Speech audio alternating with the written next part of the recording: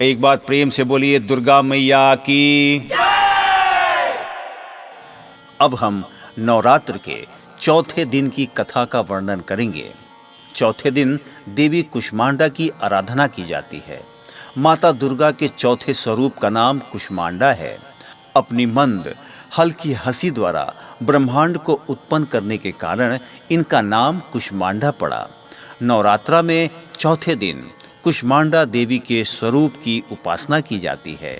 इस दिन साधक का मन अनाहत चक्र में स्थित होता है, अतः पवित्र मन से पूजा उपासना के कार्य में लगना चाहिए। माँ की उपासना मनुष्य को स्वाभाविक रूप से भवसागर से पार उतरने के लिए सर्वाधिक सुगम और श्रेष्ठकर मार्ग है। माता कुष्मांडा की उपासना मनुष्य को अधिव्याधियों से विमुक्त करके उसे सुख समृद्धि और उन्नति की ओर ले जाती है। अतः अपनी लौकिक परलौकिक उन्नति चाहने वाले को कुष्मांडा की उपासना में हमेशा तत्पर रहना चाहिए। 5वां अध्याय प्रारंभ। देवी की स्तुति, अंबिका के रूप की प्रशंसा। ऋषि ने आगे बोलना शुरू किया। प्राचीन काल में शुंभ निशुंभ नामक 2 राक्षसों ने बल के घमंड में त्रिलोकी इंद्र का राज्य और यज्ञों का भाग छीन लिया। तत्पश्चात इन दोनों असुरों ने सूर्य, चंद्रमा, कुबेर, यम और वरुण के अधिकार भी छीन लिया। वायु और अग्नि के अधिकार भी छीनकर सब देवताओं को उनके राज्य से निकाल दिया। इस प्रकार देवतागण दोनों राक्षसों से पराजित होकर तथा स्वर्ग से निकाल दिए जाने पर अपराजिता भगवती देवी का स्मरण करने लगे। वे सोचने लगे कि भगवती देवी ने हमें पहले वरदान दिया था कि देवताओं पर विपत्ति आने पर मैं तुम्हें स्मरण करने पर समस्त आपत्तियों का समूल नाश कर दूंगी। ऐसा सोचकर सब देवता इंद्र के साथ हिमालय पर्वत पर विष्णु की माया देवी की स्तुति करने के लिए गए। देवता बोले, देवी और महादेवी को हम प्रणाम करते हैं, शिव को प्रणाम करते हैं, प्रकृति एवं भद्रा को प्रणाम करते हैं। हम लोग नियम पूर्वक जगत जननी जगदम्बा की वंदना करते हैं। रौद्र, नित्या, गौरी एवं धात्री देवी को बारंबार प्रणाम है। ज्योत्सनामयी, चंद्र रूपिणी एवं सुख स्वरूपिणी देवी को सतत प्रणाम है। शरणागतों का कल्याण करने वाली एवं सिद्धि स्वरूपिणी देवी को बारंबार प्रणाम करते हैं। दानवों की लक्ष्मी, राजाओं की लक्ष्मी तथा शर्वानी शिवपत्नी को नतमस्तक होकर प्रणाम करते हैं। दुर्गा देवी को संकटहारिणी, सर्वसारभूता, सर्वकारिणी, ख्याति, कृष्णा और धूम्र देवी को सदैव प्रणाम है। अत्यंत सौम्य तथा अत्यंत रौद्र रूपा को हमारा बार बार प्रणाम है। जगत की आधारभूत कृति देवी को बार बार नमस्कार है। जिस देवी को प्राणी मात्र विष्णु की माया कहते हैं उनको प्रणाम है। जो देवी समस्त प्राणियों में चेतना कहलाती है उनको प्रणाम है। जो देवी संपूर्ण प्राणियों में बुद्धि रूप में स्थित हैं उनको प्रणाम है। जो देवी सब प्राणियों में निंद्र रूप में विराजमान हैं उनको प्रणाम है। जो देवी संपूर्ण प्राणियों में क्षुधा रूप में विराजमान है उनको प्रणाम है। जो देवी संपूर्ण प्राणियों में छाया रूप में स्थित है उनको प्रणाम है। जो देवी सब प्राणियों में जाति रूप में स्थित है उनको प्रणाम है। जो देवी सब प्राणियों में लज्जा रूप में स्थित हैं उनको प्रणाम है। जो देवी सब प्राणियों में श्रद्धा रूप में स्थित है उनको प्रणाम है। जो देवी सब प्राणियों में कांति रूप में स्थित हैं उनको प्रणाम है। जो देवी सब प्राणियों में लक्ष्मी रूप में स्थित हैं उनको प्रणाम है। जो देवी समस्त प्राणियों में वृत्ति रूप में स्थित हैं उनको प्रणाम है। जो देवी स्मृति रूप में विराजमान हैं उनको प्रणाम है, उनको बारंबार प्रणाम है। जो देवी समस्त जीवों में दया रूप में स्थित हैं उनको प्रणाम है, उनको बारंबार प्रणाम है। जो देवी समस्त जीवों में दृष्टि रूप में स्थित हैं उनको प्रणाम है। जो देवी समस्त जीवों में मातृ रूप में स्थित हैं उनको प्रणाम है। जो देवी सब जीवों में भ्रांति रूप में स्थित हैं उनको प्रणाम है। जो देवी सभी प्राणियों की इंद्रियों की अधिष्ठात्री हैं और उसी प्रकार सब में व्याप्त हैं, उस देवी को बारंबार प्रणाम है। जो देवी चैतन्य रूप में इस संपूर्ण संसार को व्याप्त करके स्थिर हैं, उनको बारंबार प्रणाम है। प्राचीन समय में देवताओं ने अपना अभिष्ट फल पाने के लिए जिस भगवती की स्तुति की और देवराज इंद्र ने बहुत दिनों तक जिसका सेवन किया है, वह कल्याणदात्री ईश्वरी हमारा कल्याण करे तथा सारी विपत्तियों को नष्ट करे। दानवों द्वारा पीड़ित हम सब देवता उस परमेश्वरी को प्रणाम करते हैं तथा जो भक्ति पूर्वक स्मरण करने पर तुरंत ही सब विपत्तियों को नष्ट करने की क्षमता रखती हैं, वह जगदम्बा इस समय हमारा कल्याण करके हमारी संपूर्ण विपत्तियों को दूर करने की कृपा करें। महर्षि मेधा बोले, हे राजन, इस प्रकार जब सब देवता देवी की स्तुति कर रहे थे तो उसी समय देवी पार्वती गंगा में स्नान करने के लिए आई। उस समय पार्वती जी ने देवताओं से कहा कि आप लोग इस समय किसकी स्तुति कर रहे हैं। तब उनके शरीर कोश से प्रकट होकर शिवा बोली, हे देवता, शुंभ दैत्य द्वारा निष्कासित एवं संग्राम में निशुंभ दैत्य से पराजित होकर मेरी स्तुति कर रहे हैं। पार्वती जी के शरीर कोश से उसी समय अंबिका देवी प्रकट हुई, जो समस्त लोकों में कौशिकी नाम से प्रसिद्ध हुई। जिस समय पार्वती जी के शरीर कोश से अंबिका प्रकट हुई, उस समय से पार्वती जी का शरीर काले रंग का हो गया और तब से उनका नाम कालिका देवी पड़ गया और वे हिमालय पर निवास करने चली गईं। तदंतर शुंभ और निशुंभ के दूत चंड मुंड वहां आए और उन्होंने परम मनोहर रूप वाली अंबिका देवी को देखा। चंड मुंड शुंभ निशुंभ के पास जाकर बोले, हे महाराज, एक सुंदर स्त्री हिमालय को अलौकिक कर रही है। हे सुरेश्वर, हमने उस जैसी परम सुंदर स्त्री को अब तक नहीं देखा, इसलिए यह पता करना चाहिए कि वह कौन है और किसकी स्त्री है। वह सब स्त्रियों में रत्न है। वह अपनी कांति से सभी दिशाओं को प्रकाशित कर रही है। आप चलकर उसे देख लें। हे स्वामी, तीनों लोकों में हाथी, घोड़े और मणि इत्यादि जितने रत्न हैं, वह सब इस समय आपके घर में शोभायमान हैं। हाथियों में हाथी ऐरावत, हाथी और घोड़ों में उच्चय, श्रवा और पारिजात नामक वृक्ष आप इंद्र से प्राप्त कर चुके हैं। इसके अतिरिक्त हंसों से जुड़ा हुआ रत्न जड़ित ब्रह्मा जी का अद्भुत विमान भी आपके पास है।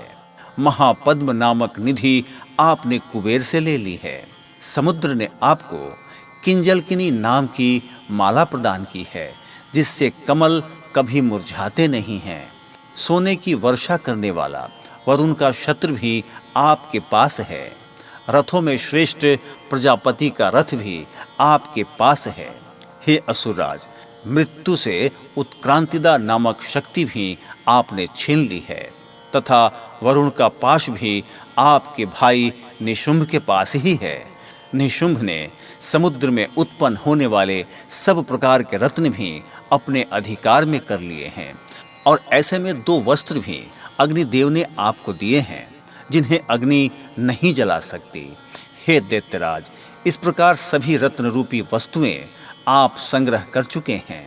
अब आप कल्याणमयी स्त्रियों में रत्न रूप इस स्त्री को ग्रहण करें, अतः इसे भी आप अपनी अनुगामिनी बना लीजिए। ऋषि बोले, चंड मुंड के मुख से ऐसी अनहोनी वचन सुनकर शुंभ ने सुग्रीव नामक महादानव को अपनी दूत बनाकर देवी के पास भेजा। सुग्रीव से शुंभ ने कहा कि मेरी ओर से इस प्रकार कहना और ऐसा उपाय करना जिससे वह प्रसन्न होकर यहाँ शीघ्र आने को तैयार हो जाए। सुग्रीव शीघ्र पर्वत के उस स्थान पर पहुंचा जहाँ पर देवी बैठी हुई थी। वह स्थान अत्यंत सुंदर था। वहाँ पहुंचकर सुग्रीव ने मधुर वाणी में देवी से कहा, देवी, दैत्यों के राजा शुंभ ने, जो तीनों लोकों के अधिपति हैं, मुझे आपके पास भेजा है। उनकी आज्ञा का उल्लंघन करने का साहस किसी भी देवता में नहीं है तथा राक्षसों के समस्त शत्रुओं पर उन्होंने विजय प्राप्त कर ली है। उन्होंने आपके लिए संदेश भेजा है कि तीनों लोकों पर मेरा अधिकार है। सब देवता मेरे अधीन हैं। यज्ञ के सब भागों को अलग अलग मैं ही ग्रहण करता हूँ। तीनों लोकों के उत्तम रत्नों के हम स्वामी हैं। इंद्र का ऐरावत हाथी भी हमारे पास है। समुद्र मंथन से उत्पन्न हुआ उच्चय श्रवा नामक घोड़ा भी देवताओं ने हमें भेंट कर दिया है।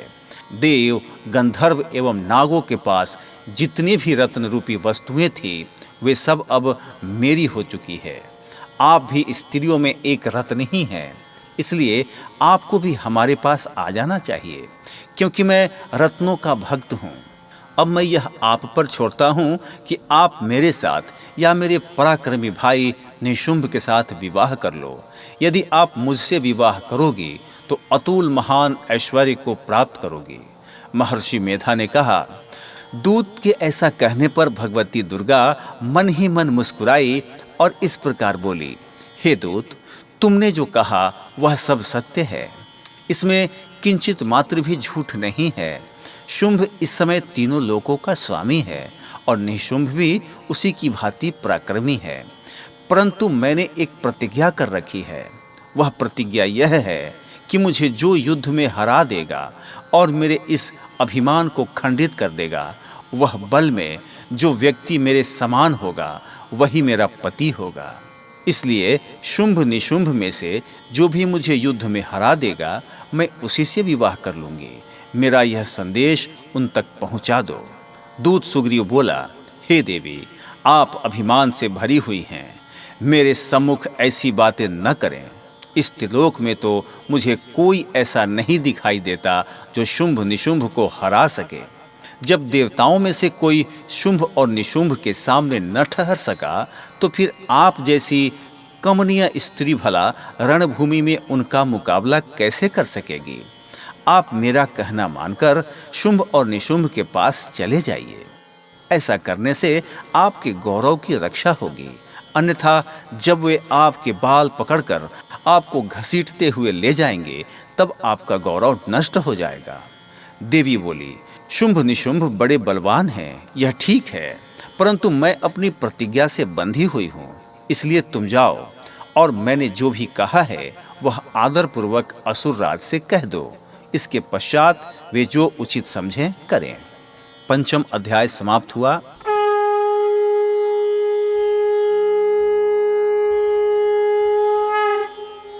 एक बार प्रेम से बोलिए दुर्गा मैया की। अब हम छठा अध्याय प्रारंभ कर रहे हैं। धूम्रलोचन वध। ऋषि बोले, देवी की मुख से ऐसी बात सुनकर दूत सुग्रीव क्रोध में भरकर असुर सम्राट शुंभ के पास पहुंचा और देवी के साथ हुई सारी वार्तालाप विस्तार पूर्वक बता दी। दूत की बात सुनकर शुंभ के क्रोध का सीमा न रहा और दैत्य सेनापति धूम्रलोचन से बोला, तुम शीघ्र अपनी सेना को लेकर वहां जाओ और उस दुष्टा को केशों से पकड़कर घसीटते हुए यहाँ ले आओ। यदि उसकी रक्षा करने के लिए कोई देवता, यक्ष या गंधर्व आए तो उसे भी मार डालना। महर्षि मेधा बोले, आज्ञा पाते हैं। धूम्रलोचन 60,000 असुरों की सेना लेकर चल दिया। वहां पहुंचकर उसने हिमालय पर्वत पर विराजमान देवी को देखा और ऊंची आवाज में बोला, अरे तू अभी शुंभ निशुंभ के पास चल। यदि प्रसन्नता पूर्वक मेरे स्वामी के पास नहीं चलेगी तो स्मरण रख कि मैं तुम्हें बालों को पकड़कर घसीटता हुआ बलपूर्वक ले जाऊंगा।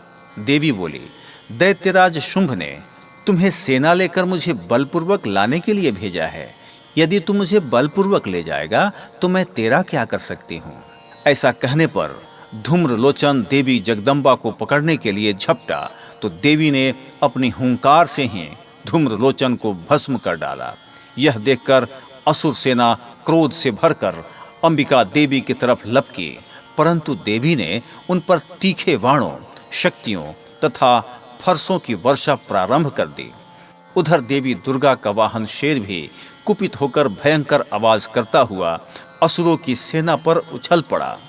शेर ने कई असुरों को पंजों से, कई को जबरों से, कई को धरती पर पटक पटक कर अपनी दांतों से घायल करके मार डाला। उसने अपने नखों से कितने ही असुरों के पेट फाड़ डाले और कितने ही असुरों के सर धड़ से अलग कर दिए। वह दैत्यों के पेट फाड़कर उनका रस चूसने लगा। क्षण भर में ही देवी के वाहन शेर ने राक्षसों की सारी सेना का संहार कर डाला। शुंभ को जब यह समाचार मिला कि देवी ने धूम्रलोचन को मार डाला और उनके वाहन ने सारी सेना को मौत के घाट पहुंचा दिया, तो उसे बड़ा गुस्सा आया। उसने चंड मुंड को आज्ञा दी कि तुम बहुत बड़ी सेना लेकर जाओ और उस स्त्री को पकड़ कर ले आओ।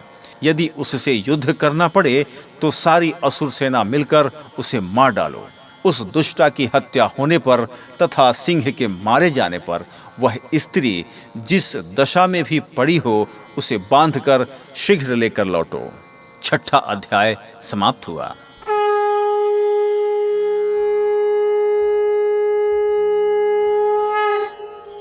एक बात प्रेम से बोलिए, दुर्गा मैया की।